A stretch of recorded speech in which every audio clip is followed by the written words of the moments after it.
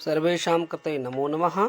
और आज हम पढ़ रहे हैं कक्षा छठवीं संस्कृत, और ये पहले पार्ट का भाग 3 है, तीसरा भाग है।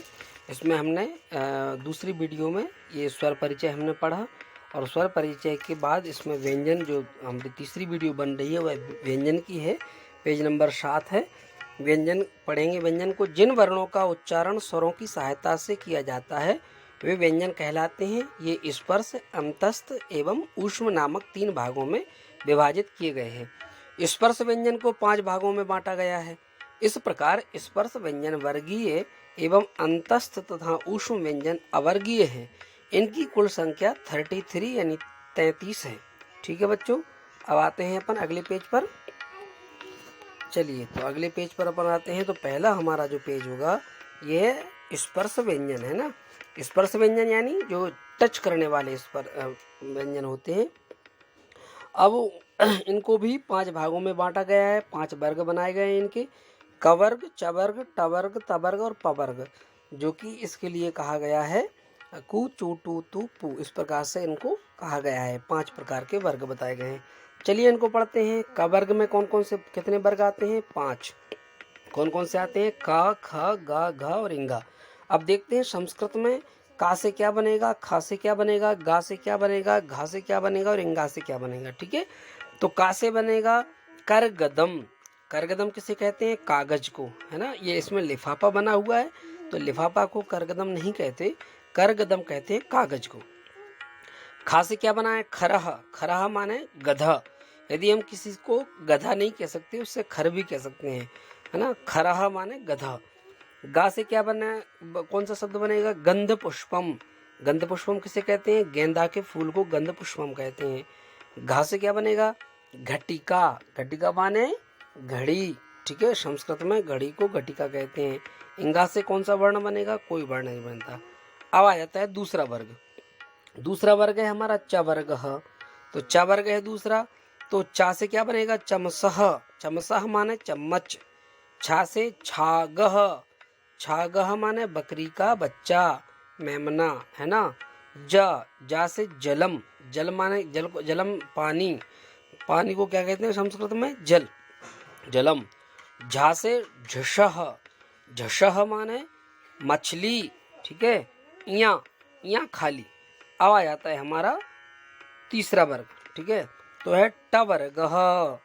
ट वर्ग में क्या है? टा में, टा से क्या बनेगा? टंगा। टंगा माने पैर, है ना। ठा से ठक्कुरहा। ठक्कुरा माने ठाकुर यानी कृष्णा जी। डा से डमरुहु। डा से क्या बनेगा? डमरुहु। विसर्ग का ध्यान रखना है, विसर्ग को हा बोलना है। डमरुहु। तो हिंदी में क्या बनेगा? डमरुहु को डमरू। और ढा से ढक्का। ढक्का माने नगाड़ा। ठीक है, तो संस्कृत में ढक्का माने नगाड़ा होता है। अणा से क्या बनेगा? अणा से कोई वर्ण नहीं बनता। ठीक है, अब आ जाते हैं अपन अगले पेज पर। अगला पेज है अपना जो चौथा वर्ग है, वो है तावर्ग। कौन सा है? तावर्ग। तो ता से क्या बनेगा? तटम।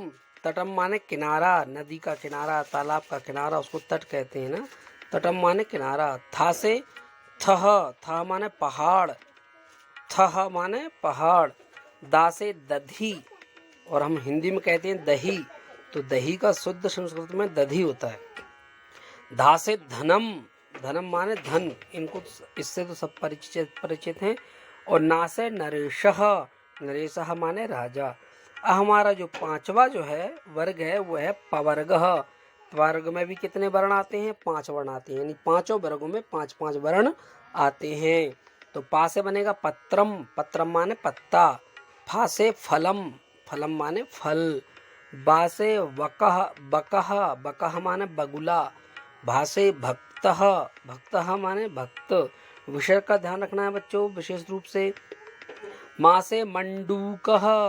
मंडूकः माने मेंढक। ठीक है, अब अगली जो बात कहते हैं, जो हमारे 5 वर्गों में, 5 वर्गों में 5-5 वर्ण आते हैं, तो हो जाते हैं 25, है ना। पचम 25। और फिर इसके बाद में जो सेकंड नंबर पे जो बताया गया है कि जो है ना, इसका जो विभाजन किया गया है व्यंजनों का अगला जो विभाजन है वो सेकंड पहला है वर्गों में आ जाता है, दूसरा है अंतस्थ व्यंजन। अंतस्थ व्यंजन किसे कहेंगे? 26वें नंबर पे आएगा या माने यतिहि, यतिहि माने सन्यासी, रा से रज्जुहु, रज्जुहु माने रस्सी, तो रस्सी को क्या कहेंगे? रज्जुहु। ला से लता, लता माने बेल, है ना, और वा से वधु, वधु माने दुल्हन। अब जो तीसरा इसका व्यंजन का जो भाग है, जो तीसरा विभाजन है वो है किसमें किया गया है? ऊष्म व्यंजनम, ऊष्म व्यंजन, है ना, ऊष्म लिखा है, बड़ी ऊ है यहाँ पर, बड़ी ऊ कर लीजिएगा, ऊष्म व्यंजन, है ना। तो शा से शर्करा, शर्करा माने चीनी, आप शक्कर को शक्कर कहते होंगे, शर्करा, इसका सही नाम है शर्करा, शर्करा माने चीनी। शा से षटकोणः, यानी षटकोण, 6 कोण वाला, ठीक है। फिर सा से सर्पः, सर्पः माने सांप, और हा से हरिणः, हरिणः माने हिरण। तो बच्चों इस प्रकार से आपके जो है ये व्यंजन वर्ण पूर्ण हुए। तो व्यंजन वर्णों को यहाँ पर कितने प्रकार से विभाजित किया गया है? 3। और जो चौथा इसका विभाजन है वह क्या रहेगा? संयुक्त व्यंजन वर्ण, जो कि जिसको हम कहेंगे क्ष, त्रा और ज्ञा, इन 3 वर्णों को संयुक्त व्यंजन वर्ण कहते हैं, ठीक है। तो मिलते हैं आपसे अगली वीडियो में, तब तक आप सभी बच्चे इस वीडियो को देखेंगे और अपनी जो प्रथम द्वितीय जो दूसरी कॉपी है उसमें लिखेंगे, और चित्र भी बनाना है बच्चों, है ना, आपको लिखना भी है इसी प्रकार जिस प्रकार इसमें बॉक्स बने हुए हैं, लिखा हुआ है। आप एक एक चित्र भी बना सकते हैं, इसमें 2 लाइनों में दिया है, आप 1 लाइन में बना सकते हैं। आपको चित्र भी बनाना है और इसी प्रकार लिखना है, वर्ग भी लिखना है, ये पूरी डिजाइनिंग आपको सब पूरी डिजाइन करना है। आपको हिंदी संस्कृत में भी लिखना है और इंग्लिश में भी आपको लिखना है, ये आप सभी को ध्यान रखना है। और फिर इसके बाद में आपको यह सभी याद करना है कि पा से क्या बनेगा? पत्रम। यदि आपसे पेपर में आ जाता है कि ला से कौन सा वर्ण बनता है, तो लता आपको याद होना चाहिए, वा से वधु याद होना चाहिए। आपको संस्कृत वर्ण याद करना है, ना कि हिंदी। हिंदी अर्थ आपको याद करते हुए याद करना है। अगर आपसे कहा जाए कि दुल्हन को संस्कृत में क्या कहते हैं, तो आपको पता होना चाहिए वधु कहते हैं। हिरण को क्या कहते हैं संस्कृत में? तो हरिणः, ठीक है। इस प्रकार से आपको याद करना है और चित्र भी बनाना है, कॉपी में लिखना है। दूसरी कॉपी में, पहली कॉपी हमारी काहे की होगी? संस्कृत व्याकरण की, जो कि बच्चों आपको संस्कृत व्याकरण जब हम पढ़ाना प्रारंभ करेंगे तो हम आपको बता देंगे। तो मिलते हैं फिर आपसे अगली वीडियो में संयुक्त व्यंजन वर्णों को लेकर, और भी कई जो है ना उसमें और भी विभाग दिए हैं, उन विभागों के साथ में चौथी वीडियो में मिलेंगे। पहला पार्ट बहुत बड़ा है और इस पहले पार्ट में ही पूर्ण संस्कृत है। अगर आपने इस पहले पार्ट को अच्छे से समझ लिया तो बच्चों आप समझ लीजिएगा कि आपको संस्कृत बहुत अच्छे से आ जाएगी। चलिए मिलते हैं अगली वीडियो में, तब तक आप सभी को धन्यवाद। आप सभी अपने अपने विषय में अच्छी तरह से विषय की पढ़ाई करें, सभी विषयों की पढ़ाई करें, सभी में बहुत अच्छे नंबर लाएं बच्चों। यदि आपको समझ में नहीं आता है तो आप हमारे पर्सनल मोबाइल नंबर पर, व्हाट्सएप नंबर पर आप हमसे पूछ सकते हैं।